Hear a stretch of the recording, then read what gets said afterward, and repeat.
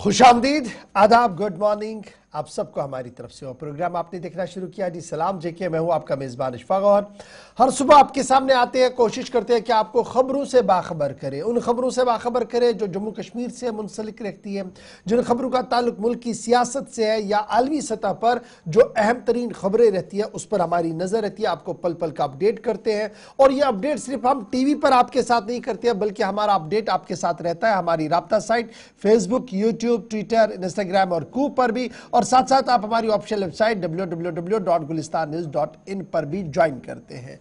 हम यहां पर न सिर्फ खबर, तज्जिया और तबसरा आपके सामने रखते हैं बल्कि कोशिश करते हैं कि एक मौजू पर गुफ्तगू भी हो, उस मामले और मौजू पर गुफ्तगू हो जो पिछले कई दिनों से मुसलसल हम मौजू बहस बनाए हुए हैं। और आजकल जिस गुफ्तगू को हम चला रहे हैं वो है बैटिंग, यानी वो जुआ जो ऑनलाइन खेला जाता है। अगर सरकारी तौर पर इसका कानून है, कुछ चीज़ें लीगल है, कुछ चीज़ें इलीगल है, कुछ पार्ट्स ग्रे है, तो इस बीच में हम सब की जिम्मेवारी क्या है उस पर हम गुफ्तगू करने की कोशिश करते हैं। आज भी ये सिलसिला जारी रहेगा, कुछ फ़ोन कॉल्स को भी शामिल प्रोग्राम करेंगे, लेकिन आप हमारे साथ ज्वाइन कर चुके हैं टीवी पर तो राब्ता साइटों पर भी आइएगा।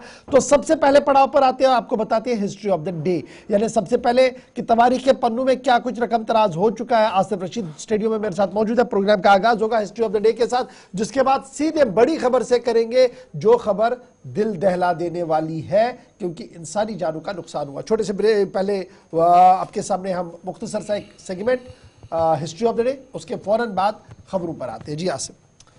खुशामदीद, गुड मॉर्निंग, इस्तकबाल आप सबका और बहुत बहुत शुक्रिया तमाम लोगों का हमारे साथ ज्वाइन करने के लिए। 8:39 हुआ चाहते हैं। स्टूडियो की घड़ियां बता रही हैं कि 10 बजे तक हमारा और आपका साथ रहने वाला है।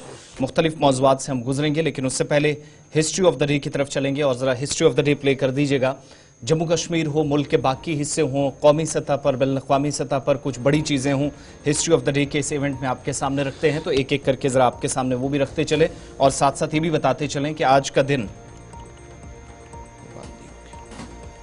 आज दिसंबर की 18वीं तारीख है। 1398 में आज ही के दिन तैमूर लीग ने सुल्तान नुसरत शाह को हराकर दिल्ली पर मुकम्मल तौर पर कब्जा किया था। 1849 में विलियम बॉन्ड ने आज के दिन टेलीस्कोप के जरिए चांद की पहली तस्वीर ली। 1849 तारीख 18 दिसंबर की थी। 1878 में सोवियत यूनियन या यूएसएसआर को बड़ी ताकत में बदलने वाला लीडर जोसेफ स्टालिन का आज ही के दिन जन्म हुआ। तारीख 18 दिसंबर की थी। इसके अलावा आज के दिन दिसंबर की 18 तारीख को आज ही के दिन एक और बड़ा जो वाकया था मलेशिया के अंदर, जिसमें सैलाब से 118 लोगों की मौत हुई, 4 लाख से ज्यादा लोग आज के दिन मुतासिर हुए। और 18 दिसंबर 1902 को इटली के मारूफ साइंसदान जी मार्कोनी ने पहला रेडियो स्टेशन कायम किया। हिस्ट्री ऑफ द डे में एक बड़ा और मेजर इवेंट, 1914 में बरतानिया ने बाज़ाब्ता तौर पर मिस्र को अपनी नौ आबादियात ऐलान किया, यह अपनी नई कॉलोनी बनेगी। 1969 में इंग्लैंड में मौत की सजा आज के दिन खत्म की गई, सरकारी तौर पर ऐलान हुआ, नया कानून बना। इसके अलावा 2005 में कनाडा के अंदर खाना जंगी शुरू हुई। 2005 19 बरस कबल आज के दिन, जिसके बाद मुल्की सतह पर इंतखाबात कराने तक बहुत तबाही देखी गई और इक्तिसादी तौर पर मुल्क काफ़ी कमज़ोर भी हुआ। 2006 में मुत्तहिदा अरब अमारात, जिसको आप UAE कहते हैं, यहाँ पहली बार इलेक्शंस कराए गए और वो जो बादशाहत वाला सिलसिला था अगरचे वो कायम रहा, मगर अवाम को अपनी राय कायम करने का भी एक मौका दिया गया। इसके एक बरस बाद 2007 में जापान में आज ही के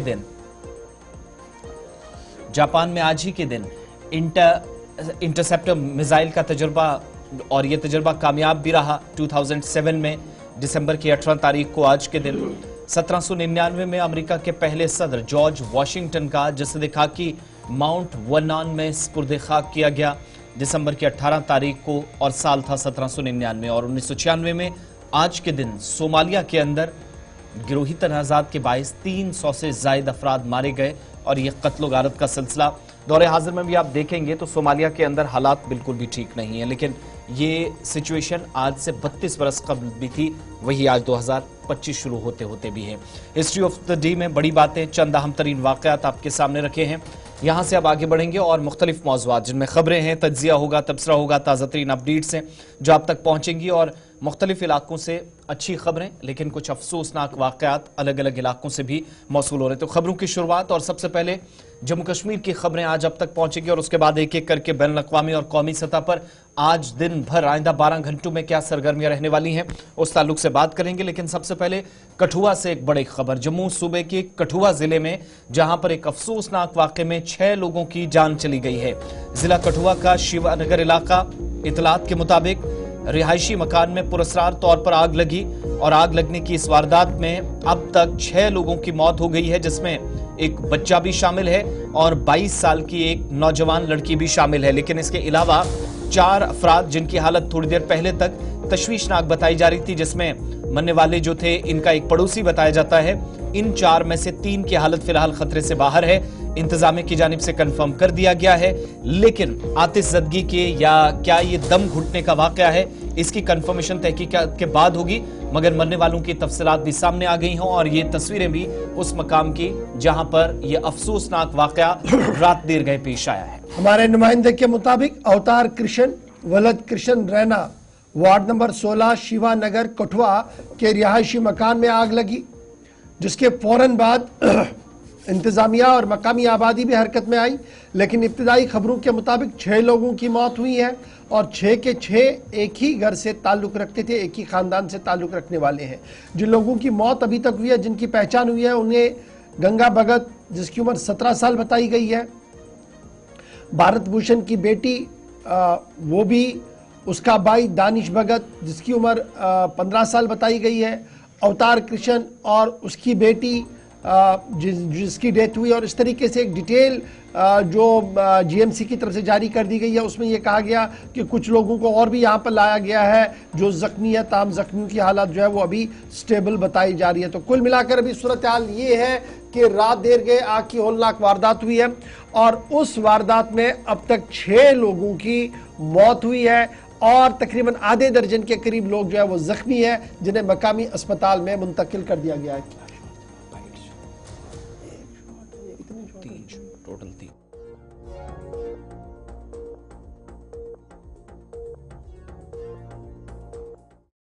हमारे असिस्टेंट मैट्रन रिटायर हुए थे 3-4 महीने, उनके घर में जो रेंटेड हाउस में रहते थे, उनके घर में जो फायर इंसिडेंट हुआ है, 6 डेथ्स हुई हैं और 4 लोग इंजर्ड हैं। सिस्टर खुद थोड़े इंजर्ड थे, घबराए हुए थे। जो अंडर ट्रीटमेंट है they are out of danger. In fact कोई उनका नहीं, कोई भी अभी, वो लोग इधर हॉस्पिटल में ही हैं क्योंकि इतनी डेथ्स हुई हैं, बट अदरवाइज वो ठीक है।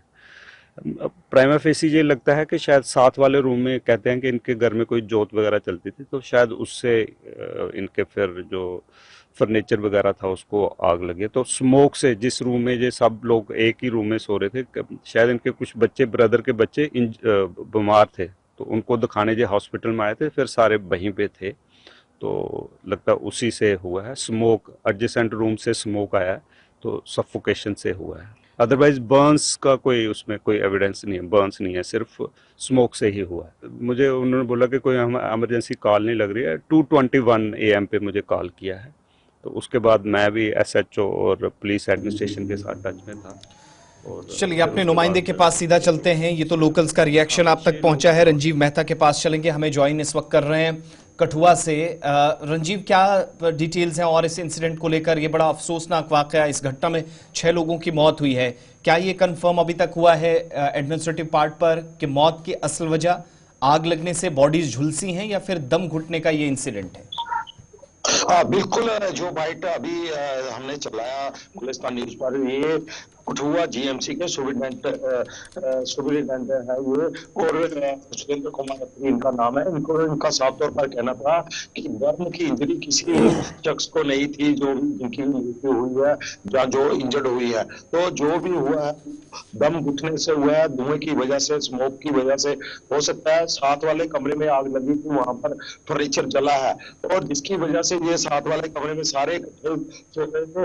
और जिस तरह से उन्होंने बताया कि कल शाम को जो इस रेंटेड हाउस है, ये कश्मीरी पंडित फैमिली का एक हाउस है अवतार कृष्ण का, जिसमें जो अस्पताल से रिटायर हुए असिस्टेंट थे, जो वो किराए पे रह रहे थे पिछले 3-4 महीने से, उनके 2 छोटे बच्चे थे, वो उनको लेकर उनके जो 2 जो मकान मालिक थे उनके जो छोटे बच्चे थे जो शाम को बीमार थे उनको लेकर अस्पताल भी आए थे। तो उसी वजह से बीमारी की वजह से वो बच्चे बीमार थे, वो घर में बुजुर्ग भी थे, तो जिसके चलते सभी एक ही कमरे में सो रहे थे, तो तभी ये हादसा पेश आया।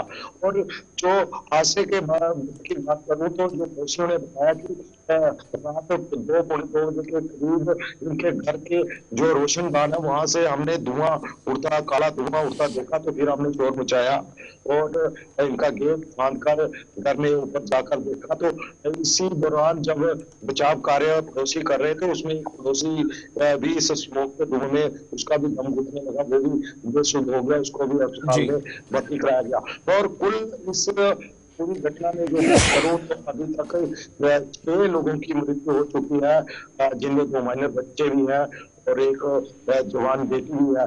तो लगता है कि अच्छा, जब लोकल्स इस साइट पे पहुंचे हैं, ये जो बताया जा रहा कि धुआं निकला रोशनदान से देखते हुए और कुछ बिस्तर वगैरह वहां पर जले हैं, उससे पता चलता है कि आग तो लगी है, लेकिन क्या कोई भट्टी या कोयला किसी तरह का, आमतौर पर इस तरह के इंसिडेंट्स हमने देखे जहां पर लोगों की जाने गई, बंद कमरे के अंदर क्या क्या चीजें वहां पर बरामद हुई हैं या पाई गई हैं, कोई कंफर्मेशन अभी तक? देखिए, जो बंद कमरे है वो पूरा एक घर है, बंद है, उसके अंदर ही कमरे हैं। तो जो पूजा रूम में शायद उनके घर में खंड जो जलती थी, शायद वहां से कोई आग ना भड़की हो, ये अंदेशा अभी तक जताया जा रहा है, क्योंकि उसी लॉबी इलाके का ही फर्नीचर जो है वो पूरी तरह से जलकर राख हुआ है, क्योंकि कमरे में जहाँ पे ये सोए थे वहां पर कुछ भी नहीं है, बिस्तर वगैरह सब सही सलामत है, वहां पर आग नहीं है, लेकिन वहां पर स्मोक की वजह से दम घुटने से ये मौतें सामने आ रही है, क्योंकि कोई भी बॉडी जो है वो। चलिए जी, बहुत शुक्रिया। फिलहाल बड़ी खबर यह है कि 6 लोगों की मौत हुई है, 3 लोगों को अस्पताल लाया गया है जिनका इलाज चल रहा है, और रात देर गई ये आग की होलनाक वारदात कठुआ के अंदर हुई है, जहां पर अब तक की खबर यह है कि 6 लोगों की मौत हुई है। बढ़ते हैं जी आगे, बात जरा मौसम के मिजाज की भी करते हैं, क्योंकि मौसम का मिजाज बदला हुआ है और बदलते मौसम के मिजाज के बीच रात देर गए एडवाइजरी भी जारी कर दी गई है, और ये एडवाइजरी महकमे मौसमियात की तरफ से जारी कर दी गई है, जिसमें यह साफ कर दिया गया कि आइंदा चंद दिनों तक सर्दी की शिद्दत में मजीद इजाफा हो सकता है। मतला दिन में साफ होगा, रात को यकबस्ता हवाएं चलेंगी, और यही वजह कि येलो अलर्ट जारी कर दिया गया है। और इब्तिदाई खबरों के मुताबिक आज भी वादी कश्मीर के तमाम मरकजी जो स्टेशंस हैं जहां पर मरकजी महकमे मौसमियात या रियासती महकमे मौसमियात का मेट्रोलॉजी डिपार्टमेंट की मीटरिंग स्टेशंस है, वहां पर यह बताया गया कि मनफी दर्जा हरारत रहा है। थोड़ी देर में वो हम जरूर आपको बताएंगे, लेकिन फिलहाल बड़ी खबर जो श्रीनगर से सामने आई है वो यही है कि लगातार सूरत हाल जो है वो बनी हुई है कि येलो अलर्ट जारी कर दिया गया, और येलो अलर्ट के बीच सिचुएशन इस वक्त ये है कि रात का दर्जा हरारत -3 तक चला गया है। शोपियां समेत मुतअद्दिद मकामात पर सर्दी की शदीद लहर जो है वो देखने को मिल रही है। खबरें तो इसमें डाला, ये क्यों डाली?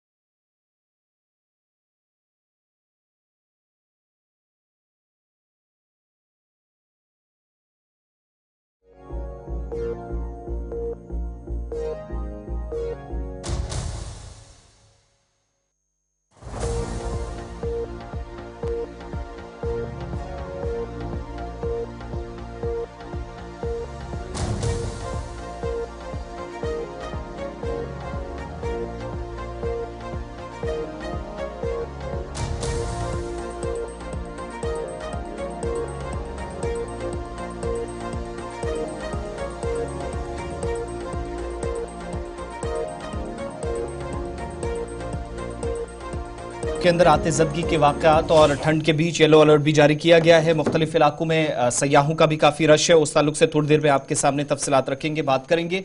लेकिन बात ज़रा जम्मू सूबे के कटरा इलाके भी करते हैं, जहां पर नाराज़गी मुसलसल देखी गई और तमाम मामलात को हल करने की कोशिशें भी इंतज़ामी सतह पर अब तक की गई। ख़ासतौर से श्राइन बोर्ड की जानिब से इसमें पहल की गई, लेकिन प्रोटेस्ट चूँकि नाराज़गी का जो एक सिलसिला है कटरा में माता वैष्णो देवी जो रोप वे मनसूबा है उसको लेकर जारी है, और आज 18 तारीख को मुकम्मल तौर पर कटरा के अंदर संघर्ष कमेटी की जानिब से बंद की कॉल दी गई है।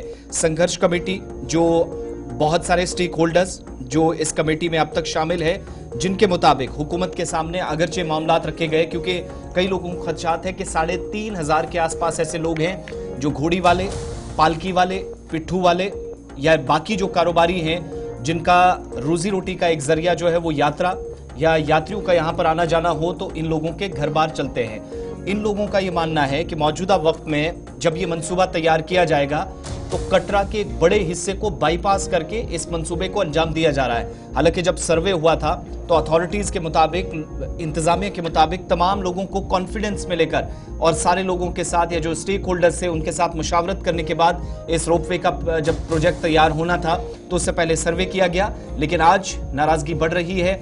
इंतजामी सतह पर कोशिशें हुई हैं कि बातचीत के जरिए मसाइल का हल तलाशा जाए, लेकिन अभी तक किसी नतीजे पर यह बातचीत नहीं पहुंची है और आज फिर से एक बार फिर दिन भर की जो सरगर्मियां हैं वो मुतासिर होने का इम्कान है। माता वैष्णो देवी के दरबार में जाने वाले लोगों के लिए आज का दिन थोड़ा सा सख्ती भरा होगा, क्योंकि संघर्ष समिति की तरफ से आज कटरा बंद का ऐलान कर दिया गया है। रात देर गए तक भी कोशिशें की जा रही थी कि मुज़ाकरात के जरिए से मसले का हल निकाला जाए, लेकिन शायद मुज़ाकरात मस्बत अंदाज में नहीं चली है, जिसके बाद आज सुबह जो इतलात हमारी है कि सुबह सुबह से ही तमाम दुकानें और कारोबारी इदारे बंद है। याद रखिएगा, श्री माता वैष्णो देवी बोर्ड की तरफ से फैसला लिया गया है कि रोपवे प्रोजेक्ट जिस पर तकरीबन 250 करोड़ रुपया सर्फ होगा और 12 किलोमीटर का जो रास्ता है वो रोपवे के जरिए से पूरा करने की कोशिश की जाएगी, जिसको लेकर पिट्ठू वाले, लोकल दुकानदार और होटलियर जो है वो एहतजाज कर रहे हैं। और इस बीच इतलात और खबर यह है कि आज 11 बजे एक बार फिर मीटिंग होगी लोकल्स की, जिसके बाद नेक्स्ट राउंड ऑफ एक्शन क्या होगा उस सिलसिले में मजीद कार्रवाई को आगे बढ़ाया जाएगा। इस बीच पीपल्स डेमोक्रेटिक पार्टी, कांग्रेस और दीगर जमातों की तरफ से मकामी लोगों का भरपूर सपोर्ट किया गया है और बंद काल का समर्थन का ऐलान भी कर दिया गया। सोहन कोहली इस वक्त हमारे साथ। आज कटरा बंद है, रोपवे का मामला है, एडमिनिस्ट्रेशन की तरफ से लगातार कोशिश की जा रही थी कि इस मसले का हल निकाला जाए। क्या बातचीत आगे नहीं बढ़ पाई, क्योंकि खबर यह थी कि रात देर गए तक एडमिनिस्ट्रेशन के कुछ अफसरान जरूर ये कोशिश कर रहे थे कि ब्रेक थ्रू हो जाए। क्या वजह है कि ब्रेक थ्रू नहीं हो पाया, एक तो इस पर थोड़ी सी बात करें। और सुबह सुबह जब यात्री आना शुरू हो गए हैं तो किस तरह का माहौल है और कितना मुश्किल आज का दिन यात्रियों के लिए? जी, मैं बिल्कुल बता दूं आपको कि पहले जो 3 दिन की स्ट्राइक थी, उसके बाद 1 दिन की और बढ़ाकर जो स्ट्राइक की थी, उसके बाद जो डीसी रियासी विशेषपाल महाजन जी यहाँ कटरा पहुंचे थे, उन्होंने एक आश्वासन दिया था कि आप स्ट्राइक बंद कर दें और 15 दिन की मोहलत मुझे दी जाए। मगर 15 दिन की मोहलत में वहां पे जब 15 दिन का टाइम हुआ तो वहां उनकी बात करने के लिए यहाँ पे कोई नहीं पहुंचा।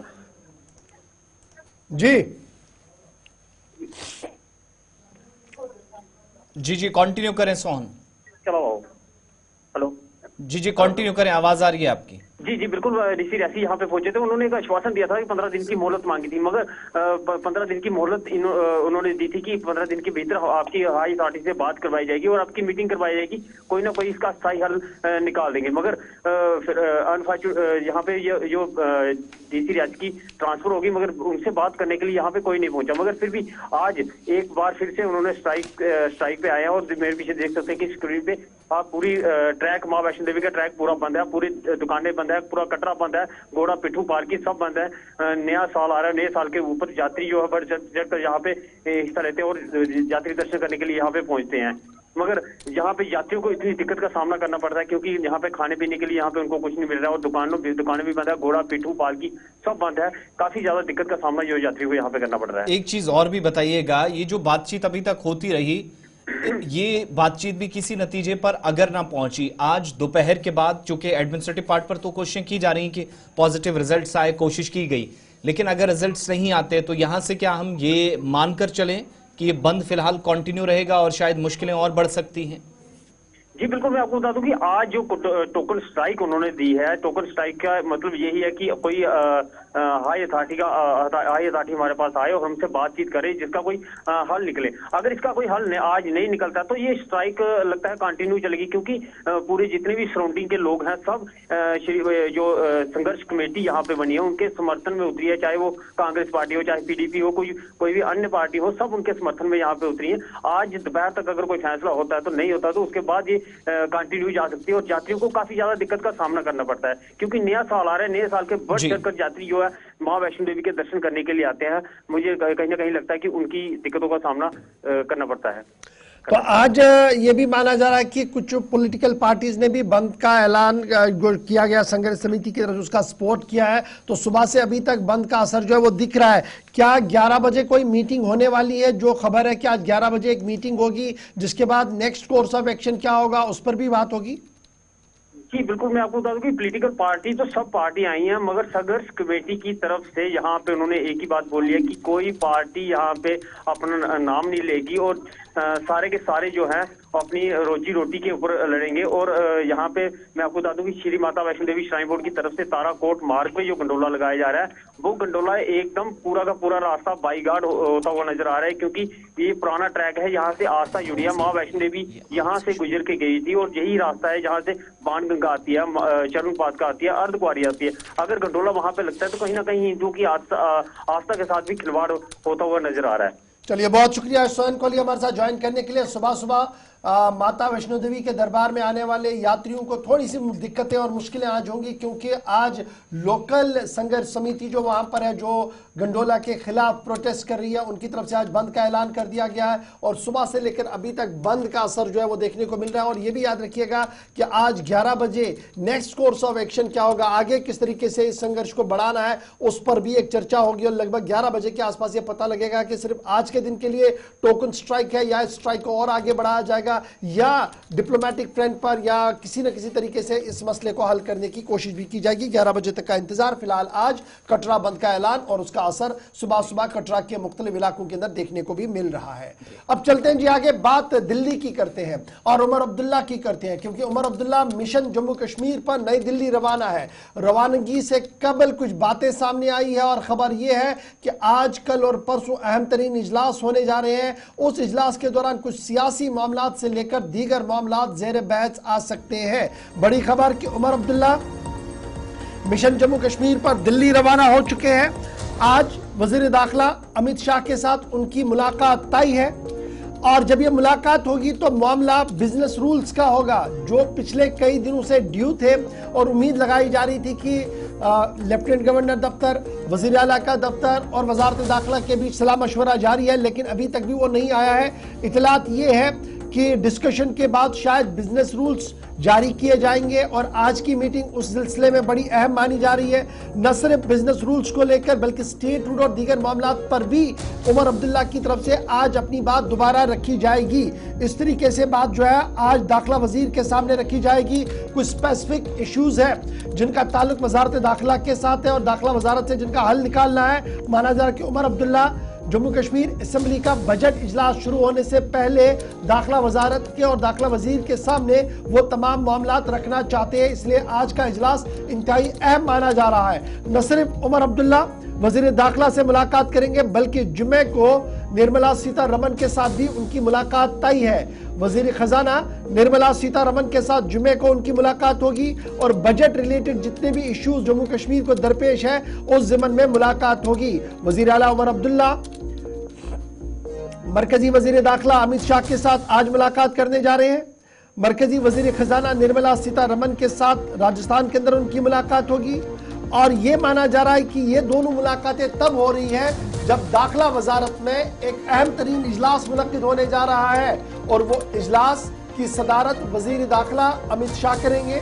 लेफ्टिनेंट गवर्नर मनोज सिन्हा उसमें मौजूद रहेंगे, चीफ सेक्रेटरी जम्मू कश्मीर वहां पर मौजूद रहेंगे, डायरेक्टर जनरल पुलिस को मदऊ किया गया है कि उस मीटिंग में रहे, इंटेलिजेंस और दीगर अफसरान वहां पर मौजूद रहेंगे और कौमी सलामती के मुशीर को भी इस मीटिंग के अंदर मौजूद रहने के लिए कहा गया है। अंदरूनी सलामती के मामलात पर तबादला ख्याल होगा क्योंकि सलामती का मामला लेफ्टिनेंट गवर्नर के हाथ में है, लेकिन उससे कबल दाखिला वजीर के साथ उमर अब्दुल्ला की मीटिंग इंतहाई अहम मानी जा रही है और ये सियासी हलकों के अंदर चिमेगोया है कि फरवरी के आखिर वस्त में जो फरवरी का इजलास है, पार्लियामेंट का इजलास है, जिस दिन बजट पेश होना है, उसमें जम्मू कश्मीर के हवाले से एक अहम पेशरफ्त हो सकती है और स्टेट रूट के हवाले से आगे बढ़ा जा सकता है। इस तरीके की बातें जो है वो कही जा रही है। आपको याद होगा कि दाखिला वजारत इस बात की भी इतला और खबर सामने रख रहा था और हमारे ज़राए बता रहे थे कि कंसल्टेशन प्रोसेस को भी शुरू किया जाएगा। न सिर्फ उमर अब्दुल्ला की बात को सुना जाएगा, इलेक्टेड गवर्नमेंट की बात को सुना जाएगा,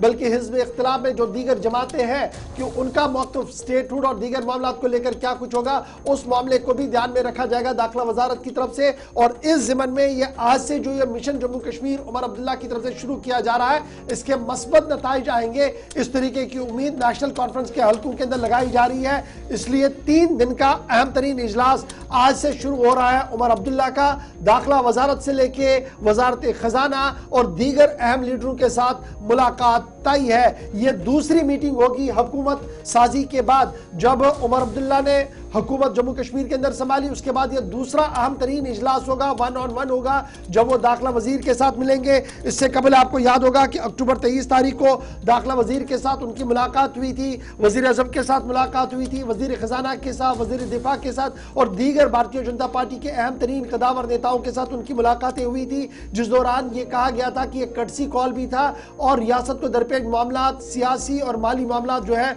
उनसे आगाही भी थी। लेकिन अब ये दूसरी मीटिंग है और इस मीटिंग को इंतहाई अहम माना जा रहा है, क्योंकि खजाने की और मनसूबाबंदी की भी मीटिंग होनी है और जम्मू कश्मीर का इजलास जो फरवरी के अंदर होना है, जिसमें बजट इजलास भी होना है, जनवरी के अंदर होना है, वो भी सामने है। और वजीर खजाना का कलमदान उमर अब्दुल्ला के हाथ में, इसलिए दिल्ली का ये जो मिशन है ये इंतहाई अहम माना जा रहा है। और नेशनल कॉन्फ्रेंस के जरायों को उम्मीद है कि इस इजलास के बाद बहुत सारी चीजें जो है वो क्लियर होंगी और ब्लैक एंड व्हाइट में जो कुछ ऑर्डर्स आने हैं बिजनेस रूल को लेकर वो भी शायद रिलीज हो सकते हैं। चलिए, वक्त एक छोटे से ब्रेक का है, 9:04 हुआ। चाहते हैं ब्रेक के उस पार वापस लौटेंगे तो कुछ बड़ी खबरें, बड़े मंसूबों के ताल्लुक से बैनुल-अक़वामी सतह की कुछ खबरें भी आप तक पहुंचेंगी। सरहदी इलाकों में ताज़ा तरीन सूरत हाल और मुज़ाकराती अमल, इस ताल्लुक से बात होगी। लेकिन बात उन लोगों की भी होगी जो जम्मू कश्मीर के अंदर हाथ से काम करके अपना रोजी रोटी का जरिया उन्होंने तैयार किया था या काम करते थे, लेकिन दुनिया भर के अंदर जो कुछ हालात बने, वादी कश्मीर और जम्मू के आर्टिजन्स पर कैसे इसके मनफी असरात मुरतब हुए, इस ताल्लुक से रिपोर्ट, डिटेल्स ब्रेक के उस पार।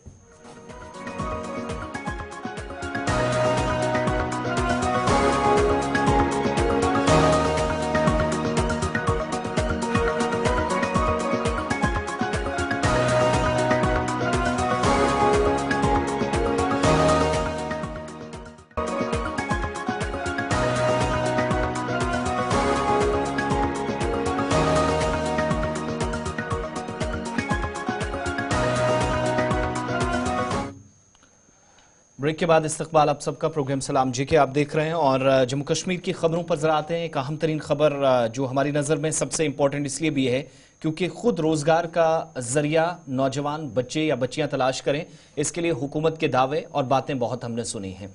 और एक सिलसिला भी चल पड़ा था कोविड के दौरान, मकामी सतह पर जो आर्टिजन्स हैं, जो लोग खुद अपने हाथों से तैयार की हुई चीज़ें ऑनलाइन बेचने का भी एक सिलसिला हमने कोविड के दौरान शुरू होते देखा। लेकिन दुनिया के मुख्तलिफ ममालिक में, मिडल ईस्ट की तरफ जाएंगे, यूरोप और अमेरिका की तरफ चले जाएंगे तो सूरत हाल कशीदा नजर आती है, हालात ख़राब नजर आते हैं और इसका कारोबार पर भी असर पड़ा, मनफी असरात मुरतब हुए उन लोगों पर भी जो जम्मू कश्मीर के अंदर भी काम करते हैं। और रूस और यूक्रेन के दरमियान जो तनाज़ा है, जो काम इस वक्त चल रहा है, या आप कह लीजिए कि 3 साल मुकम्मल होने वाले हैं रूस और यूक्रेन जंग को, लेकिन इसकी लहर कश्मीर तक कैसे पहुंची? वो लोग जो पेपर मैशी का काम करते थे और फिर अपने प्रोडक्ट्स को ऑनलाइन दुनिया के मुख्तलिफ हिस्सों में पहुंचाते थे, दौरे हाजिर में परेशानियां इतनी हैं कि मुतअद्दिद ममालिक में जो एक्सपोर्ट ऑर्डर्स थे वो कम होने का मतलब है कि आपका कारोबार डायरेक्टली मुतासिर हुआ है, बंद हुआ है या कम हुआ है। और फिर इतलात ये भी हैं कि इटली, अमेरिका या यूरोप के बाकी ममालिक से जितनी भी जो ऑर्डर्स आया करते थे वहाँ से जो डिमांड थी, जो तलब थी, वो बहुत कम हो गई है। और इस तरीके से यूरोप के मुख्तलिफ कोनों में जो पेपर मैशी की मिसाल देखने को मिलती थी, लग्जरी इंपोर्ट्स जाती थी, प्रोडक्ट्स शानदार अंदाज में जाते थे और फिर कारोबार का एक सिलसिला भी दोनों ममालिक में चलता था। लेकिन सबसे बड़ी बात थी जो मकामी जो आर्टिजन्स थे, मकामी जो पेपर मैशी का काम करने वाले लोग थे, उन लोगों के लिए सेंट्रल एशिया से साउथ एशिया तक बहुत अच्छी खबरें आया करती थी। लेकिन जो सूरत हाल है आप सब जानते हैं, उसने बुरी तरह इस पूरे क्राफ्ट को, इस पूरे हुनर को मुतासिर किया है। अगरचे काम आज भी जारी है, लेकिन 13वीं 14वीं सदी के बाद अब तक वो तमाम लोग जो इस काम पर नजर बनाए रखें या सूरत हाल को जानते हैं, उनके मुताबिक आर्टिजन्स को या पेपर मैशी के साथ मुंसलिक अफराद को इतने सालों में कोई इतनी बड़ी मुसीबत नहीं झेलनी पड़ी जो मौजूदा वक्त में है। मुतअद्दिद लोग, चूंकि ये कश्मीर का हो या इंडो इस्लामिक कल्चर के साथ भी इसको जोड़कर कई लोग देखते हैं, और इसकी शुरुआत वादी कश्मीर से भी जब हुई तो फिर काम ईरान तक, सेंट्रल एशिया के दीगर ममालिक तक या हिस्सों तक बढ़ा। लेकिन अच्छी बात यह थी कि मौजूदा वक्त में लोग कारोबार के एतबार से भी और वो जो सकाफत को फरोग देने वाली बात है वो भी हुआ करती थी, दोनों चीजें एक साथ थी। लेकिन मुतअद्दिद लोगों की इस वक्त जिंदगियां मुतासिर हुई हैं।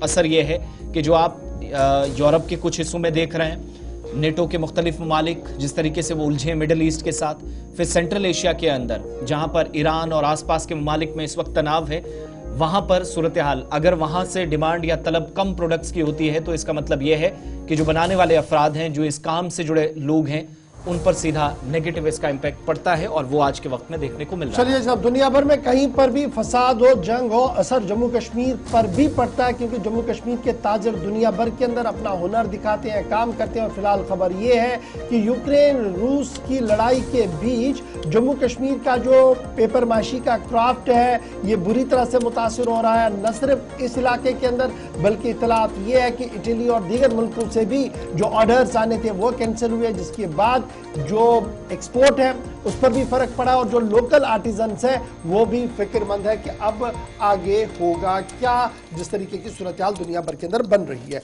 बढ़ते हैं जी आगे, जरा बात एक और अहम इलाके की करते हैं, मशरिकी लद्दाख, जहां पर दोनों फौजें अभी भी आमने सामने है। सूरत हाल को कंट्रोल में करने के लिए मुज़ाकराती अमल को भी आगे बढ़ाया गया और फौजी इनकलाबी कई इलाकों के अंदर हुआ है। इतलात वजारत दिफा की तरफ से भी सामने रखी गई। ताहम आज का दिन इंतहाई अहम है, जहां बीजिंग के अंदर चीन और भारत के बीच बराह रास्त मुज़ाकरात होगी और हाई लेवल पॉलिटिकल डेलीगेशन की सरबराही कौमी सलामती के मुशीर अजीत डोवाल कर रहे हैं। चाइना की तरफ से बयान जारी कर दिया गया है जिसमें यह साफ कर दिया गया है कि भारत के साथ तमाम तस्वीया तलब मामलात पर मुज़ाकरात के जरिए से आगे बढ़ने की कोशिश की जाएगी। और जो आज आला सतही इजलास स्पेशल रिप्रेजेंटेटिव्स का इजलास होने जा रहा है बीजिंग के अंदर, उससे कबल वजारत खारजा चीन का बयान सामने आया है जिसमें उन्होंने साफ कर दिया है कि अजीत डोवाल की सरबराही में जो वक्त बीजिंग पहुंच चुका है उनके साथ वालिहाना इस्तकबाल किया गया है और आगे बढ़ने के लिए राहों को भी तलाश किया जा रहा है। अजीत डोवाल चीन के अंदर है। आज एलएसी के ऊपर अमन कायम रहे, मामलात हल हो, उस ज़िमन में मुज़ाकरात को आगे बढ़ाया जाएगा। कौमी सलामती के मशीर अजीत डोवाल और चीन के फॉरेन मिनिस्टर वांग यी के दरमियान 23वीं मीटिंग ये होगी जो स्पेशल रिप्रेजेंटेटिव्स मीटिंग होगी और बीजिंग के अंदर थोड़ी देर के बाद इस इजलास का आगाज होगा। चीन और भारत के बीच तनाजात, सरहदी तनाजात बढ़ रहा है जिसकी वजह से मामलात मशरिकी लद्दाख के अंदर पेचीदा भी हुए थे, लेकिन अब उम्मीद ये लगाई जा रही है कि मुज़ाकरात के जरिए से मसले का हल निकाला जाएगा। आपको याद होगा कि वजीर खारजा डॉक्टर जयशंकर ने पार्लियामेंट के अंदर गुज़श्ता हफ्ते इस बात का ऐलान किया था कि डिसएंगेजमेंट प्रोसेस जो भारत और चीन के दरमियान है ईस्टर्न लद्दाख के इलाके के अंदर वो आहिस्ता आहिस्ता करके आगे बढ़ रहा है और दिपसोंग और डेमचोक के मामला भी हल के नजदीक पहुंच चुके हैं।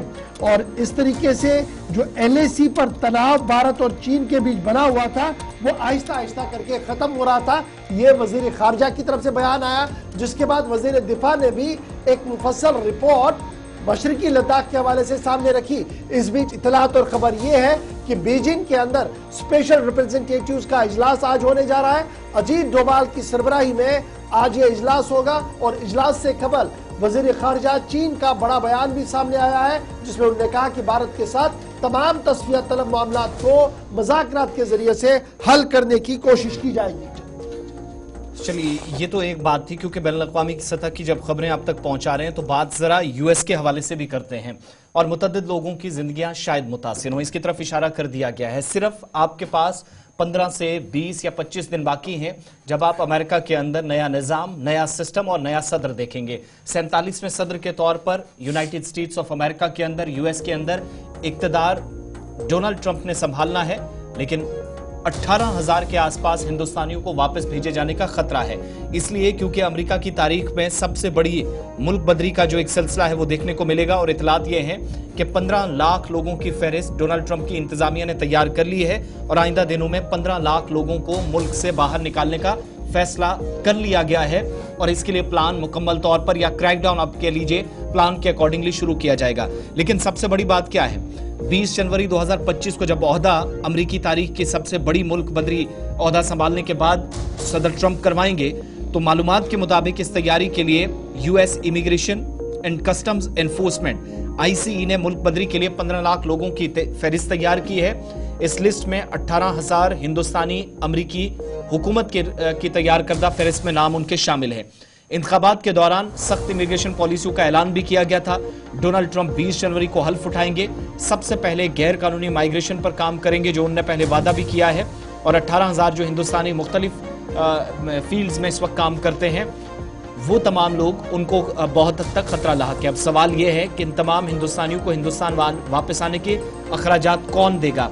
कायदे के मुताबिक अगर किसी शहरी को किसी मुल्क से बेदखल किया जाता है तो जिस मुल्क से उसे बेदखल किया जाता है वहां की हुकूमत उसे वापस भेजने के अखराजात बर्दाश्त करती है, खर्चा पूरा उसे देती है। यही नहीं बल्कि दूसरे मुल्क भेजे जाने, खाने पीने और बाकी सहूलियात पर भी सारा जो खर्च होता है वो सरकार वहां की बर्दाश्त करती है और 18,000 हिंदुस्तानियों को वापस भेजने का खर्च अमेरिकी हुकूमत बर्दाश्त करेगी। लिस्ट तैयार है। ये तो एक खबर। जब ट्रंप के हवाले से बात हो रही है तो एक और अहम तरीन खबर आपके सामने डोनाल्ड ट्रंप के हवाले से। डोनाल्ड ट्रंप ने टैक्स के मामलात पर भी सख्ती बरतना शुरू कर दिया। अभी इख्तिदार संभाला नहीं, उससे पहले ही डोनाल्ड ट्रंप ने भारत, चीन, कनाडा, मैक्सिको और दीगर उन तमाम ममालिक को इंतबाह दिया, वार्निंग दी कि अगर आप ज्यादा टैक्स लगाते हैं, आप हम पर सख्ती से इस वक्त टैरिफ लगा रहे हैं, तो फिर उसका जवाब भी इसी तरीके से दिया जाएगा। डोनाल्ड ट्रंप कहते हैं कि टैरिफ में जैसे का तैसा, ये पॉलिसी इस वक्त हमारी भी हो जाएगी और उनके मुताबिक टिट फॉर टैट जो हमने एक प्रोसेस रखना है जिसमें जितना टैक्स हम पर लगेगा हम उसको अगर जरूरत पड़ेगी दुगना भी करेंगे। और सिर्फ भारत और चीन के साथ नहीं, कनाडा, मैक्सिको और चीन के अंदर भी हालात ऐसे ही हैं जिनके साथ ताल्लुकात में आने वाले वक्त में खराबी होगी, इस तरफ भी इशारा हो सकता है। सबसे बड़ी बात यह है कि डोनाल्ड ट्रंप ने जब यह बात की है, आप सब जानते हैं कि उनके सदर बनने के साथ चीन ने कुछ नेगेटिव कमेंट्स भी किए थे। चाइना के साथ कारोबार मुतासिर हो सकता है, लेकिन भारत के साथ भी इन चीजों को सरकारी सतह पर डील किया जा सकता है। मगर जो कुछ वो कह रहे हैं वो बताता है कि आने वाले दिनों में उनकी पॉलिसी तिजारत के हवाले से भी बड़ी सख्त होगी। डोनाल्ड ट्रंप को सुनिए।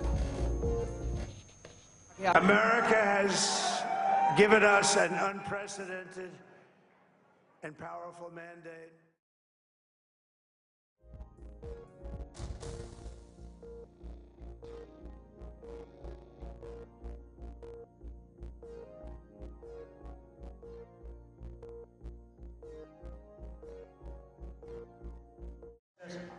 Forgetting just for a second about the word tax. They tax us, we tax them. And they tax us almost in all cases, they're taxing us, and we haven't been taxing them. Is that deal already underway? Is there a deal already underway with respect to that? Let's just say this, we're going to make great deals, and we have all the cards. And until I came along, don't forget.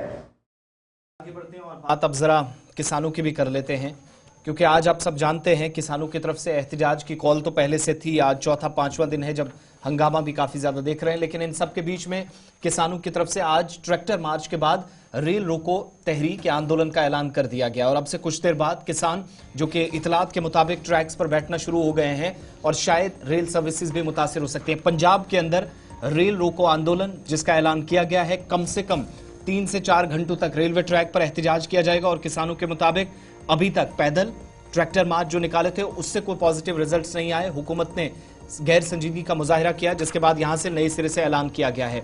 किसानों ने आज बाज़ाब्ता तौर पर जब ये agitation नए सिरे से शुरू किया है तो राकेश टिकैत जो संयुक्त किसान मोर्चा को लीड करते हैं, किसानों के 2 मुख्तलिफ धड़े हैं, मुख्तलिफ तंजीमें उनके साथ मर्ज करके काम चलाती हैं, उनको भी अपील की गई है वो आएँ, वो लीड करें और यहाँ से रेल रोको आंदोलन आगे चलाया जाएगा। तमाम लोगों से अपील की गई इस सिलसिले में कि मुल्क की तरफ, मुल्क की राजधानी की तरफ, नेशनल कैपिटल की तरफ इंतजामिया ने या पुलिस ने उनको जाने की इजाजत नहीं दी। बार बार अटेम्प्ट्स किए गए, 101 किसानों का जत्था भी जाता रहा, लेकिन अब 1300 का बल्कि 13,000 के आसपास किसान 13,000 गांव से, पूरे पंजाब से जो सड़कों पर जमा थे वो आज रेलवे ट्रैक पर बैठना शुरू हो गए हैं। इतलात के मुताबिक 101 किसानों का एक जत्था जो दिल्ली जाने की तैयारी 5 बार कर चुका है, 7 अटेम्प्ट्स किए हैं, लेकिन पुलिस ने जाने की इजाजत नहीं, जिसके बाद नया लाएमल तैयार किया गया है और आज शायद दोपहर के बाद कुछ एक हिस्सों में रेल खिदमात हैं वो भी मुतासिर हो सकती हैं। इशफाक, इसका असर जब आप देखेंगे तो नॉर्दर्न बेल्ट पर सीधे पड़ेगा। दिल्ली से जो पंजाब आने वाली ट्रेन है, पंजाब से चंडीगढ़ या पंजाब से जो श्रीनगर जम्मू तक जो रेल आती है उसका बराह रास्त असर पड़ेगा। फिलहाल 11 बजे से देखना होगा कि कहां पर ये असर जो है वो पड़ सकता है। आज रेल रोको आंदोलन है और इतलात और खबरों के मुताबिक नॉर्दर्न रेलवे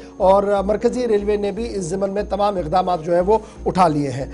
चलिए जनाब, रेल के बाद जरा आगे बढ़ते हैं, बात जम्मू कश्मीर की करते हैं और बात उन लोगों की करते हैं जो जम्मू कश्मीर सयाहत के लिए आते हैं, टूरिज्म के लिए आते हैं और गुलमर्ग जाना चाहते हैं। और हर एक की कोशिश रहती है कि गुलमर्ग गंडोला की राइड हो, गुलमर्ग गंडोला की टिकट उन्हें टाइम पर मिले और वो वक्त पर जाकर अफरवट की टॉप पर जाकर तमाम चीजें आज खुद देख सके। और अब महकमा सयाहत और केबल कार की तरफ से बाज़ाब्ता तौर पर तैयारियां मुकम्मल कर ली गई है। केबल कार ने आज से बाज़ाब्ता तौर पर तत्काल टिकट काउंटर खोलने का ऐलान कर दिया है और ये तत्काल टिकट काउंटर जो है ये ऑनलाइन बेसिस पर होगा। हर दिन शाम 5 बजे ऑनलाइन विंडो खुलेगा जो दूसरे दिन के लिए बुकिंग्स करवा सकते हैं। केबल कार कॉरपोरेशन की तरफ से एक बड़ा ऐलान कर दिया गया है और यह ऐलान तब हुआ है जब साल का आखिर है, सबसे ज्यादा रश गुलमर्ग के अंदर रहता है और फिर आगे खेलो इंडिया की सरगर्मियां भी वहां पर है। इसको देखते हुए केबल कार कॉरपोरेशन ने तत्काल टिकट बुकिंग का ऐलान कर दिया है और फैसिलिटी आज शाम 5 बजे से शुरू हो जाएगी। तत्काल टिकट्स अवेलेबल रहेंगी बुकिंग्स के लिए शाम 5 बजे से हर दिन। अगले दिन के लिए आप ये टिकट्स बुक कर सकते हैं, लेकिन इसमें एक राहत की खबर उन सयाहों के लिए है जो बैनुल-अक़वामी सयाह है, यानी मुल्क भर से जो सयाह जाते हैं उनके लिए ऑनलाइन तो है ही, लेकिन ऑफलाइन और तत्काल का जो अरेंजमेंट्स है वो भी किए गए हैं और ये इंटरनेशनल टूरिस्ट के लिए किए गए हैं। फॉरेन टूरिस्ट जो गुलमर्ग जाना चाहते हैं उनके लिए ये साफ कर दिया गया है कि फिजिबिलिटी को देखते हुए ट्रैवल एजेंसियां जो है वो डिटेल फॉरेन टूरिस्ट की 2 दिन कबल देंगे और जब डिटेल्स नहीं होंगी तो उनका पासपोर्ट नंबर देना होगा, टूरिस्ट कहां पर ठहरा है वो देना होगा और केबल कार @rediffmail.com पर तमाम तफसीलात जमा करनी होंगी उस एजेंसी को, ट्रैवल एजेंसी को जिसके पास बैनुल-अक़वामी सयाह है और वो गुलमर्ग आना चाहता है। और इसी तरीके से गुलमर्ग गंडोला ने जो तत्काल सर्विस शुरू की है वो तत्काल फैसिलिटी भी ऑनलाइन है। www.jammukashmircablecar.com पर आप ये तत्काल सर्विसेज आज शाम 5 बजे से इस्तेमाल कर सकते हैं। इरफान फाजिल मजीद इस खबर पर हमारे साथ है। इरफान, जरा अपडेट करें, ये सर्विसेज तब सामने आ रही हैं जब 25 तारीख हमारे सामने है और महकमा सयाहत ने 3-4 मकामात पर बड़े पैमाने पर क्रिसमस और नए साल की तकरीबात का बनाने का ऐलान किया और इस बीच ये काफ़ी दिनों से था कि जब ऑनलाइन सर्विसेज हो, अब ये आज से शुरू होगी। क्या कुछ डिटेल्स है? क्या ये सिर्फ एक दिन पहले होगी या आज कोई करना चाहता है अगले हफ्ते के लिए, उस ज़िम्मन में भी कोई पेशरफ्त है? बहुत बहुत शुक्रिया गवर साहब और आसिफ रशीद साहब। जहां तक अगर मैं बात करूं गुलमर्ग गंडोला, ये की एक डिफरेंट सी पहचान है गुलमर्ग के लिए और इस केबल कार की राइड के लिए जो है हर कोई टूरिस्ट यहां आता है और बेसब्री से इंतजार करता है। लास्ट टाइम हमने देखा गवर साहब जब से offline to online process start हुआ तो इसमें कुछ लोग नाराजगी भी जता रहे थे जिसे टाइम पे टिकट नहीं मिलती थी और जो वापसी विदाउट गंडोला राइड लेकर जी हाँ वापसी चले जाते थे और बाद में इस सारी चीजों को मिस करते थे, जिसमें अफरवट और खासतौर पर कोंगडूर की एक बड़ी जबरदस्त पहचान है। अब अगर देखा जाए तो जिस तरीके से एक रिस्पॉन्स डिमांड के साथ साथ अगर मैं बात करूं ट्रैवल एंड टूर को लेकर, जो TNT फ्रेटर्निटी है उनका मानना था कि कई सारे ग्रुप्स ऐसे हैं जो कि अक्सर बेशतर इस केबल कार राइड की सवारी करना चाहते थे मगर ऑन टाइम उन्हें टिकट मिलती नहीं थी। मगर in the response of JKCCC cable car corporation, उनने अब जिस तरीके से तत्काल सर्विसेज को रिवैम्प किया गया है, स्टार्ट किया गया है, जो आज से ही 18 दिसंबर से ही शुरू होगा। शाम 5 बजे ये ऑनलाइन पोर्टल स्टार्ट हो जाएगा जिसका वेबसाइट है www.jammukashmircablecar.com के नाम से। ये आज 5 बजे से ही स्टार्ट हो जाएगा, जिसमें बुकिंग का प्रोसेस स्टार्ट हो जाएगा। और काफी हाई डिमांड थी गंडोला टिकट्स को लेकर, जैसे मैंने पहले ही आपको बताया। अब अगर हम नेशनल टूरिस्ट की बात करेंगे, डोमेस्टिक टूरिस्ट को लेकर, उनके लिए एक वैलिड आईडी प्रूफ होना चाहिए जब वो अपने टिकट को लेकर काउंटर पर जाएंगे। But the other side of the impact with different story, अगर मैं बात करूं फॉरेनर्स के लिए बड़ा इंपॉर्टेंट है कि उनके साथ, जी हां, पासपोर्ट कॉपी साथ में होनी चाहिए जब वो टिकट लेते हैं, क्योंकि अगर वो ट्रैवल करके आते हैं तो उनका एक वैलिड डॉक्यूमेंट जो रहेगा वो पासपोर्ट रहेगा, इंक्लूडिंग अदर थिंग्स। अगर ट्रैवल एजेंट को लेकर मैं बात करूं, कोई ट्रैवल एजेंट बड़े ग्रुप को वहां भेजता है तो उसको बाकायदा तौर पर एक ईमेल करना होगा cablecar@rediffmail.com पे, जिसपे वो बाकायदा तौर पर अपने क्लाइंट्स की डिटेल लिखेंगे, जो फॉरवर्ड करेंगे वो ट्रैवल एजेंसी डिपार्टमेंट को कि मैं अपने ग्रुप को वहां भेज रहा हूं, इंक्लूडिंग टिकट्स, क्योंकि वो उनके लिए एक वैलिड डॉक्यूमेंट बन जाएगा। दूसरे साइड से अगर देखा जाएगा, जो मैल प्रैक्टिसेस होती थी या ब्लैक मार्केटिंग का जो टिकट का मामला होता था, अब वो चीजें भी जो है वो खत्म हो जाएगी, क्योंकि गवर्नमेंट की इस कमिटमेंट ने ये सारी चीजें कर्व कर दी है। वो ब्लैक मार्केटिंग खत्म हो जाएगा, वो कह सकते हैं माल प्रैक्टिसेस खत्म हो जाएंगी। तो कह सकते हैं ट्रैवल एजेंसी के लिए, टूर चलिए, बहुत शुक्रिया जी इरफान फाजिल हमारे साथ ज्वाइन करने के लिए। केबल कार कॉर्पोरेशन की तरफ से फिलहाल ऑनलाइन टिकट्स का सिलसिला शुरू कर दिया गया है और आज शाम 5 बजे से बाकायदा तौर पर तत्काल बुकिंग्स केबल कार के लिए हो सकती हैं। डिटेल्स बता रहे थे इरफान फाजिल श्रीनगर से। लेकिन बढ़ते हैं जी आगे, जरा बात एक और अहम मौजू की भी करनी है और आपको बताना है कि मंशियात मुखालिफ कार्रवाइयां किस तरीके से बढ़ रही हैं। एक डिटेल्स आपके सामने रखेंगे कि पुलिस के आदाद-ओ-शुमार सामने आएंगे और फिर आपको यह भी बताएंगे कि कारोबार सुकड़ रहा है और माइनिंग का मामला जो एक तरफ से था, अब दूसरी तरफ से पोल्यूशन कंट्रोल बोर्ड ने भी अपनी कार्रवाई की है, नोटिस जारी की है और बहुत सारे इदारे बंद हो रहे हैं। दोनों पे आपको बताएंगे बैक टू बैक। छोटे से ब्रेक के बाद बने रहेगा हमारे साथ।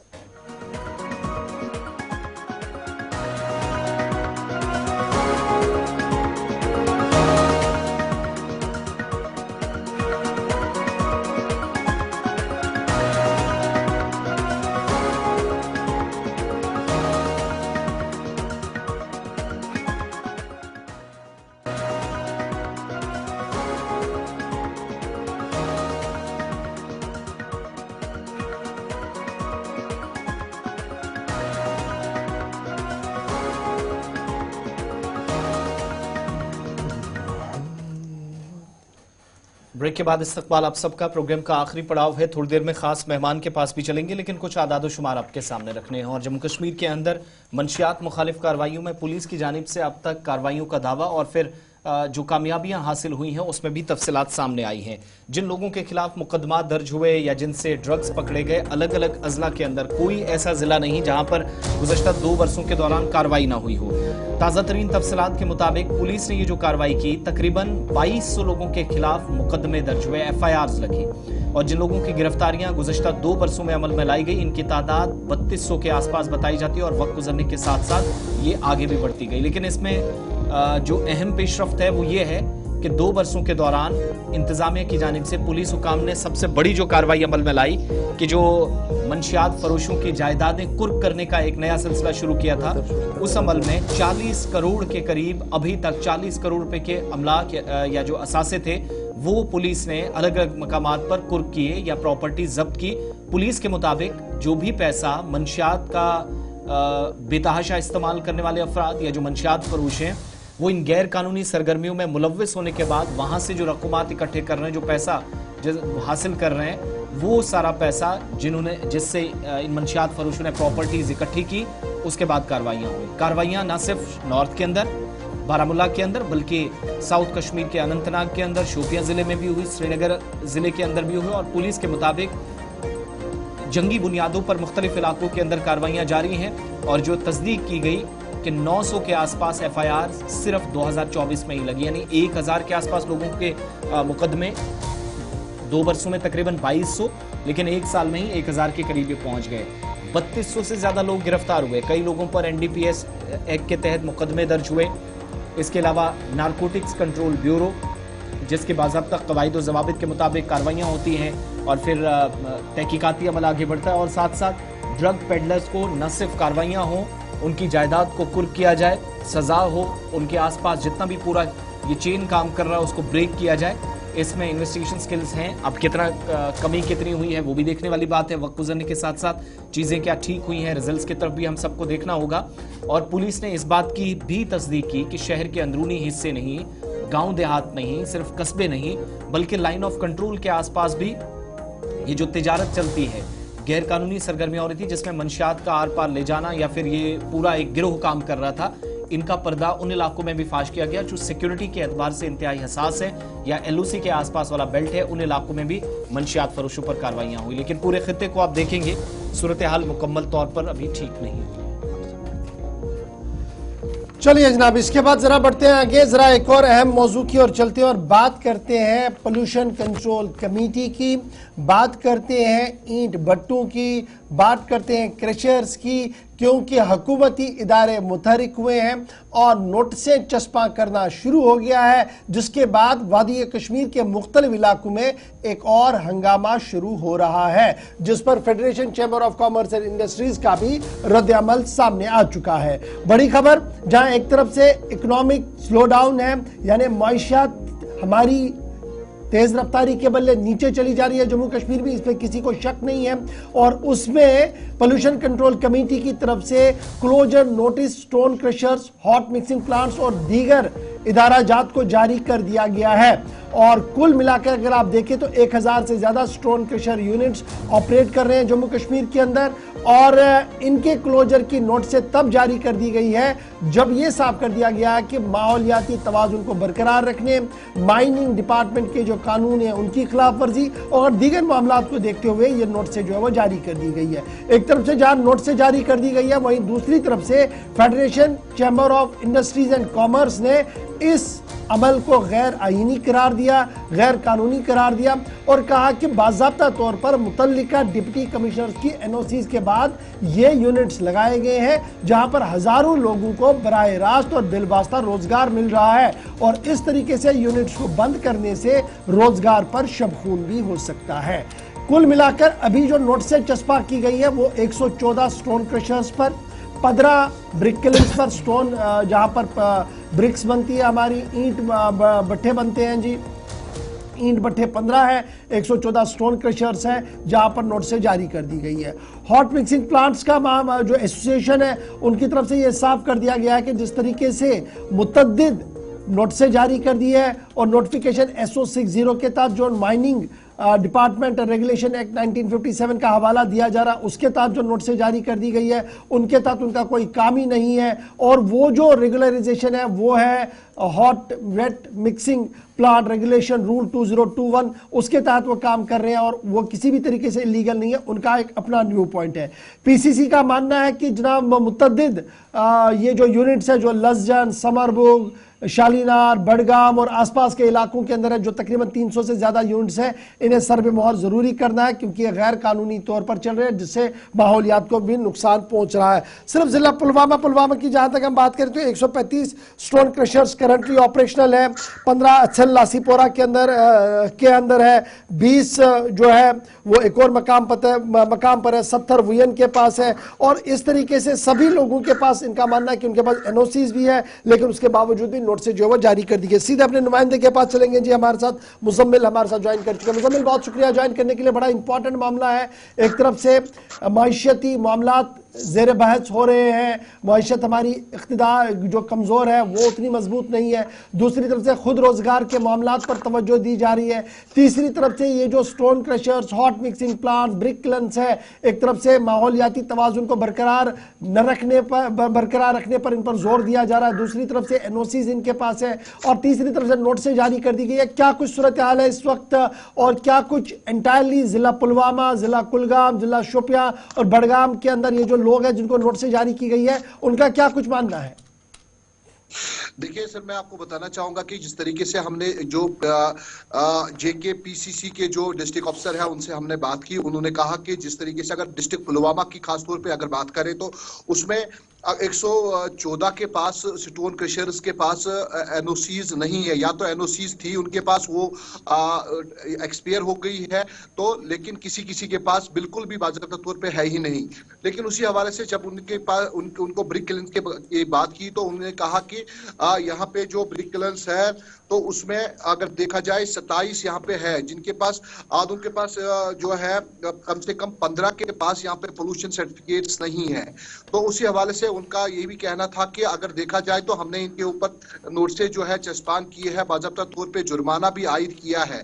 तो उनका यही कहना था कि जिस तरीके से हमने जो फाइल है वो सबमिट की है और उनके ऊपर नोटिस भी चस्पान की है और उनको बाज़ाब्ता तौर पे ये जो है जुर्माना भी आयद किया है।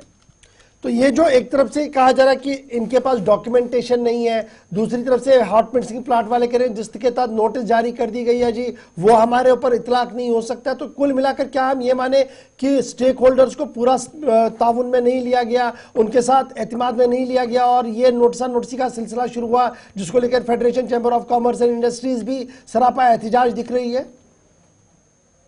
देखिए सर, मैं आपको बताना चाहूंगा कि जिस तरीके से अगर हमने डिस्ट्रिक्ट अफसरान के साथ बात की जाए, जालजी एंड माइनिंग मिनरल अफसर हो या JKPCC के अफसरान हो, उनसे बात की तो उनका यही कहना है कि हमने हर किसी को इसमें जो नोटिस हमने प्रोवाइड की है उनके साथ बात भी की, वो हमारे दफ्तरान भी आते हैं और हमने उनसे कहा कि जो आपके डॉक्यूमेंट्स है वो यहाँ पे सबमिट कीजिए ताकि अगर आपके पास NOCs थी तो उनको फिर से रिइंस्टेट कर सकते हैं। लेकिन जिसके पास अब है ही नहीं है, किसी के पास, अगर लासीपुरा की बात करें, लासीपुरा पुलवामा की बात करें, वहां पे बताया जा रहा है कि 14 से 15 वहां पे क्रेशर्स है, वहां पे बताया जा रहा है कि 2 या 3 के पास वहां पे NOCs है, बाकी के पास किसी के पास NOCs नहीं है। क्योंकि जहां पे अगर देखा जाए तो रंबी आड़ा भी वहां से ही गुजरता है।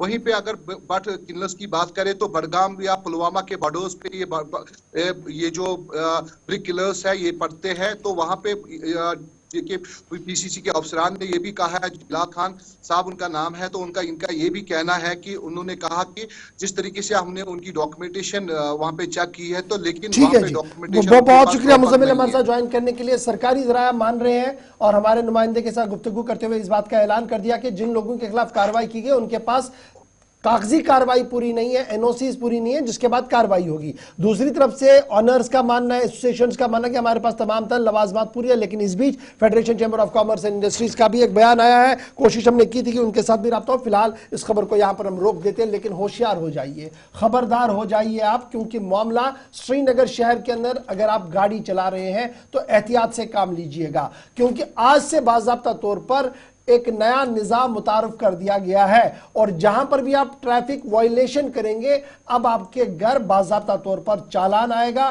क्योंकि महकमा ट्रैफिक के जिम्मेदारों की तरफ से यह साफ कर दिया गया है कि शहर श्रीनगर के अंदर intelligent traffic management system ITMS का निफाज आज से कर दिया गया है और इस जिमन में चालानिंग का सिलसिला आज से शुरू हो जाएगा। यह नया इनिशिएटिव जो शुरू किया गया है, माना जा रहा है कि इससे निज़ाम ट्रैफिक को बेहतर बनाने में माकूलियत मिलेगी और जहां जहां पर भी ट्रैफिक लाइट्स लगी है अब वहां ट्रैफिक कांस्टेबल्स आपको नहीं दिखेंगे, जो CCTV कैमराज वहां पर लगे हैं, अगर आपने थोड़ी सी भी वायलेशन वहां पर की तो आपको वहां पर फिर जुर्माना भी देना पड़ेगा। ट्रैफिक पुलिस श्रीनगर ने रात देर गए एक सोशल मीडिया साइट X पर अपनी बात सामने रखी, जिसमें उन्होंने कहा कि intelligent traffic management system ITMS का निफाज कर दिया गया है। चालानिंग अब उसी तरीके से होगी जो भी ट्रैफिक वायलेटर श्रीनगर के अंदर होगी और ITMS का इतलाक आज सुबह से पूरे श्रीनगर के अंदर कर दिया है, डिस्ट्रिक्ट श्रीनगर के अंदर यह कर दिया गया है। इसलिए लेन ड्राइविंग, सेफ ड्राइविंग को यकीनी बनाया जाए। न सिर्फ इतना बल्कि यह भी साफ कर दिया गया है कि हाई रेजोल्यूशन वाले कैमराज स्ट्रेटेजिकल पॉइंट्स पर लगा दिए गए हैं, इंटरसेक्शंस पर लगा दिए गए हैं, हाईवे रैंप्स पर लगा दिए गए हैं और एनालाइजर्स भी साथ साथ कंप्यूटराइज्ड विजन वाले लगा दिए गए हैं और कहीं पर भी अब आगे कोई शिकायत नहीं होगी। इस जिम्मन में तमाम तैयारियां मुकम्मल कर ली गई और आज से यह नया निज़ाम श्रीनगर के अंदर मुतारफ कर दिया गया है। एक तरफ से ट्रैफिक डिपार्टमेंट का मानना है कि उन्होंने नए निज़ाम को मुतारफ कर दिया है, वहीं दूसरी तरफ से अवाम का मानना है कि शहर श्रीनगर के अंदर जिस तरीके का ट्रैफिक जैम सुबह और शाम होता है उससे निजात दिलाने के लिए अभी तक भी कोई मुनासिब प्लान ट्रैफिक डिपार्टमेंट की तरफ से नहीं रखा गया है। और जिस तरीके से मनमानियां चल रही है थ्री व्हीलर्स और दीगर लोगों की, उस पर भी जो खामोशी है उस पर भी दूसरा सवाल आवाम की तरफ से उठाया गया। बहरहाल ट्रैफिक डिपार्टमेंट का मानना है कि ITMS का निफाज आज से श्रीनगर के अंदर कर दिया गया है, इसलिए अगर आप श्रीनगर का रुख कर रहे हैं, गाड़ी चला रहे हैं, तो अब आपने पूरा एहतियात के साथ चलाना होगा, क्योंकि अब ऑनलाइनिंग का निजाम आ गया है और चालान आपके घर बैठे आएगा। आपको फिर उससे मुश्किलें और ज्यादा पैदा हो सकती हैं, क्योंकि CCTV, हाई रेजोल्यूशन कैमराज और दीगर एनालाइजर जो है वो पूरे शहर के अंदर आज से शुरू कर दिए गए हैं। चलिए जनाब, अब जरा आते हैं अपने मेहमान के पास, चलते हैं और उस मौजू पर बात करते हैं जो जुआ है। वो जुआ जो इन दिनों घर बैठे खेला जाता था। माजी में आपको याद होगा कि अगर कोई जुआ खेलता था तो उसने कोई सेफ प्लेस ढूंढनी थी, बड़ों से दूर होकर वो खेलता था, किसी ऐसी जगह पर खेलता था जहां पर उनके हम ख्याल लोग बैठा हुआ करते थे और किसी की नजर नहीं होती थी। फिर एक जमाना यह भी आया कि प्लेइंग फील्ड्स के अंदर कुछ ऐसी गेम्स आई जिस पर पैसा लगना शुरू हो गया, लेकिन वक्त गुजरने के साथ वो चीजें भी कम हुई। लेकिन इन दिनों एक नया ट्रेंड जो है वो ऑनलाइन गैम्बलिंग का, जिसकी वजह से तबाही के दहाने पर जम्मू कश्मीर रियासत आ चुकी है। एक जमाना जब मिलिटेंसी उरूज पर थी तो नौजवान उसकी नजर चढ़े, दूसरा जमाना आया तो ड्रग्स हमारे सामने है, नौजवान उसकी नजर चढ़ रहे हैं, और तीसरा मरहला ये है जब ऑलरेडी हमारी इकोनॉमिक सही नहीं है, जब हमारी माशती मामलात सही नहीं है, दुरुस्त नहीं है और हर दिन सूरत हाल अबतर हो रही है, उस बीच ये तीसरा महाज खुल चुका है जिस पर हम गुफ्तगू कर रहे हैं, इस उम्मीद के साथ कि हुकूमती इदारे भी इस मामले की ओर तवज्जो करें, वालिदैन अपनी तवज्जो करें, और जो दोस्त है, बुजुर्ग है, भाई है, वो भी क्रॉस चेक करता रहे कि मेरे आसपास जो लोग हैं क्या वो इस दलदल में शिकार तो नहीं हुए, और उन्हें प्यार से इस दलदल से बाहर निकाला जाए, शॉर्टकट के बदले मेहनत कराई जाए ताकि हम रोजमर्रा की जिंदगी को ऐसे तरीके से जी सके। एडवोकेट मोहम्मद अशरफ नाइक साहब हमारे साथ ज्वाइन कर चुके हैं, समाजी कारकुन भी है और इस पूरे मामले पर गहरी नजर भी रखते हैं। वकील साहब बहुत बहुत शुक्रिया अशरफ साहब ज्वाइन करने के लिए हमारे साथ। जिला कुलगाम से आपने हमारे साथ ज्वाइन आज किया है। रियासत जम्मू कश्मीर सन 1990 से जब हम देखते हैं तो गोनागो मुश्किलात का दो चार है, और हर बार सबसे वर्स्ट हिट जो हुआ वो नौजवान हुआ। बंदूक की नजर नौजवान चला, पैलेट बुलेट चले तो नौजवान मुतासिर हुआ, कैदुबंद की सोहबतें नौजवान ने बर्दाश्त की, पॉलिटिकल टर्मोइल में नुकसान नौजवान का हुआ, और आज जब हम देखते हैं, जब थोड़ी सी स्टेबिलिटी हम देखते हैं, तो ड्रग्स के बाद ये इंतहाई अहम तरीन तीसरा पड़ाव हमारे सामने है कि जो हम ऑनलाइन गैम्बलिंग देखते हैं। अगरचे सरकारी तौर पर इस पर कानून भी है, ग्रे एरियाज भी है, लेकिन क्या वक्त आ गया है कि अब हमने इसको मुकम्मल तौर पर प्लग करना होगा। अगरचे रियासत को कुछ फायदा इससे है, लेकिन नौजवान ऑन द टॉप प्रायोरिटी होनी चाहिए। रियासती फायदे को किसी और तरीके से भी पुल इन किया जा सकता है। आपका बहुत बहुत शुक्रिया। आपने पहले सही फरमाया कि जो जुआ था पहले की, वो अपनी एक सेफ प्लेस ढूंढते थे। जो खेलने वाला होता था कि उसका कोई अपना दोस्त हो या कोई जिससे वो खेले, फॉर दैट पर्पस की हमारे पास जो गैम्बलिंग एक्ट था, जम्मू कश्मीर गैम्बलिंग एक्ट, अभी हमारा तो ये सेंट्रल गैम्बलर्स एक्ट भी है 1867 जी। जब हम गैम्बलिंग की बात करते हैं तो उसमें ये कानून के हिसाब से हम स्किल और चांस की बात करते हैं जी। जिस गेम में आपका स्किल हो तो वो बैटिंग या गैम्बलिंग नहीं आती। अच्छा जी। और जिसमें चांस होता है वो बैटिंग या गैम्बलिंग में आता है जी। ऐसा जमाना था कि जब कई लोग किसी कमरे में या किसी बिल्डिंग में, किसी वेसल में गैम्बलिंग या बैटिंग खेलते थे, तो उसके लिए हमारे यहाँ कानूनी प्रावधान है और कानूनी प्रावधान थे जी। लेकिन वक्त के साथ साथ जो अभी ये जो इंटरनेट का जमाना आया, जो मॉडर्नाइजेशन का जमाना आया, जो इतनी तरक्की हुई कि ऑनलाइन जो सब कुछ जो हो रहा है, लेकिन इस इंटरनेट के फायदे भी है, नुकसान भी है।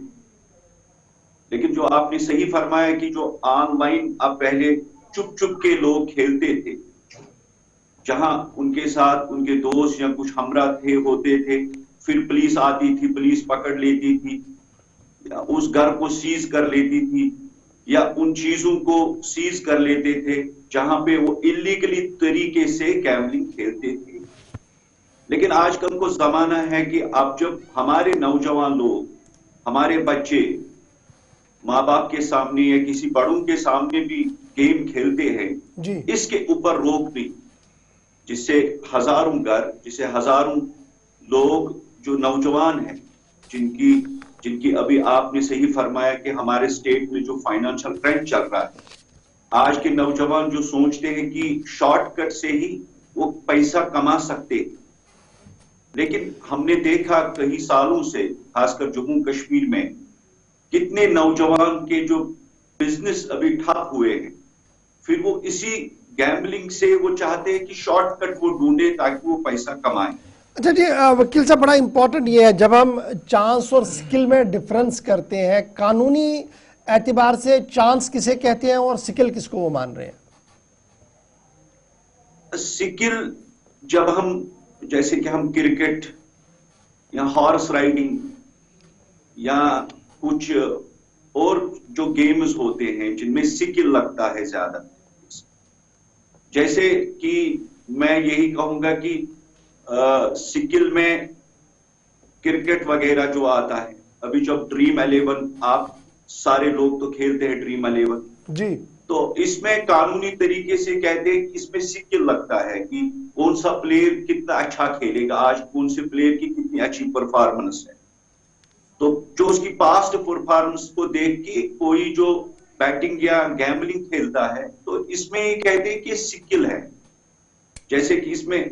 लेकिन अगर हम कहें, अगर मैं अपने तरीके से सोचता हूं, ये सब चांस ही है, क्योंकि हम लोगों ने देखा कि कितने भी नौजवान जो इस गैम्बलिंग में शामिल है, जो जिनके घर नहीं रहे, जिनके बीमार माँ बाप, और वो इलाज के लिए शॉर्टकट ढूंढ रहे थे ताकि वो गैम्बलिंग खेले, और जो ऑनलाइन, खासकर जो मैं ऑनलाइन गैम्बलिंग की बात करता हूं, बहुत सारे लोग तो बेरोजगार हो गए। अब सरकार जो हमारी जम्मू कश्मीर की हो या सेंटर की सरकार हो, इसमें जितने ये स्टेट्स वगैरह जिन्होंने देखा है, जो the first state is Telangana state ने 2017 में एक बिल लाई जिन्होंने बैन कर दिया गैम्बलिंग पे, जो ऑनलाइन गैम्बलिंग की मैं बात करता हूं ना। अब इसमें यही मामला है ना, जब ये स्किल और चांस वाली बात होगी तो इसमें तो सारी चीजें उलट हो रही है। तो जिस स्टेट में हम आज हैं, यूनियन टेरिटरी में है, क्या हम अपने कानून में तरमीम करके इसको स्ट्रीमलाइन कर सकते हैं कि भैया स्किल कुछ अलग चीज है और स्किल और चांस को जो इंटरमिंगल करके जो गैम्बलिंग का तीसरा रास्ता हमने खोल दिया है, इसको प्लग किया जाए? अब यही है कि अभी ये हमारे सामने अभी जो कानून जानते हैं, जो एक्सपर्ट्स है जी, तो इसी में उनको अभी ये हमारे पास वो पैरामीटर्स नहीं आए कि स्किल और चांस में किस तरीके से हम देखेंगे। लेकिन बहुत सारे ऐसे स्टेट्स हैं जो मैंने अभी कहा है, Telangana is the first state, तो उन्होंने 2017 में अभी ये गैम्बलिंग पे, ऑनलाइन गैम्बलिंग पे कानून प्रावधान बनाया, स्टेट गवर्नमेंट ने कंप्लीटली बैन किया। अब उसके बाद सिक्किम ने, केरला हो गया, हमारा तमिलनाडु हो गया, जहां स्टेट गवर्नमेंट ने एक अच्छे तरीके से एक लेजिस्लेशन बनाई। जब उन्होंने देखा कि इतने सारे इस गैम्बलिंग, ऑनलाइन गैम्बलिंग से हमारे नौजवान जो उनकी जिंदगियां खराब हो गई, हमारे लोगों की जिंदगियां खराब हो गई, कुछ लोगों के घर उजड़ गए। लेकिन उसमें भी फिर बहुत सारे जो एक ऑनलाइन गेम्स चलाते हैं तो वो भी कोर्ट में आए। तो सिक्किम में उन्होंने पोकर कोई गेम है तो उसको परमिशन दे दी, जैसे उनके पास लाइसेंस है ये ऑनलाइन गेम चलाने का। लेकिन अगर मैं अपनी जाती राय रखता हूं, जाती राय मेरी यही है कि हम खुद देखते हैं कि हमारे बच्चे आजकल ऑनलाइन गेम में शामिल हो रहे हैं और बहुत सारे घर उजड़ गए हैं। आपने सही कहा अभी कि हमारी जो माहिशत है वो अभी हमारे जम्मू कश्मीर की वो बहुत कम है, तो नौजवान इसमें कंटिन्यूसली इसमें मुलव्वस होते जा रहे हैं। अच्छा, एक आखिरी चीज बताइएगा अशरफ साहब, क्या रेगुलेशंस नहीं है इसलिए मुसीबत बढ़ रही है? सख्त कानून की जहां जरूरत थी वो आड़े आ रहा है? ये आपने सही कहा, रेगुलेशंस हमारे पास नहीं है। अभी हम अगर कहेंगे कि ऑनलाइन गेम जो है ये इलीगल है, मैं यही कहूंगा कि कानून की नजर से ये इलीगल नहीं है। लेकिन मैंने इससे पहले भी आपको एग्जांपल्स दे दिए हैं, बहुत सारे स्टेटों ने रेगुलेशंस लाए, जो लेजिस्लेशन लाई कि ऑनलाइन गेम को इलीगल उन्होंने डिक्लेयर किया है जी। तो इसी मतलब बाकी स्टेट को लेके जहां हम अपने सोसाइटी में खासकर जम्मू कश्मीर में देखते हैं, यहाँ के नौजवान जो यूथ है जो इन्वॉल्व हो रही है इस गैमलिंग, ऑनलाइन गैमलिंग में, it is a need of hour, ये एक जरूरत है अब जो हमारी स्टेट है यूटी गवर्नमेंट की कि वो एक लेजिस्लेशन लाए इसके ऊपर, क्योंकि हमारी नौजवान जो नस्ल है, हमारे नौजवान पर है। अशरफ नाइक साहब, बहुत बहुत शुक्रिया प्रोग्राम सलाम जीके में हमारे साथ ज्वाइन करने के लिए, कानूनी राय रखने के लिए बहुत बहुत शुक्रिया आपका। अपनी कीमती बातें हमारे साथ, हमारे देखने वालों के साथ शेयर की।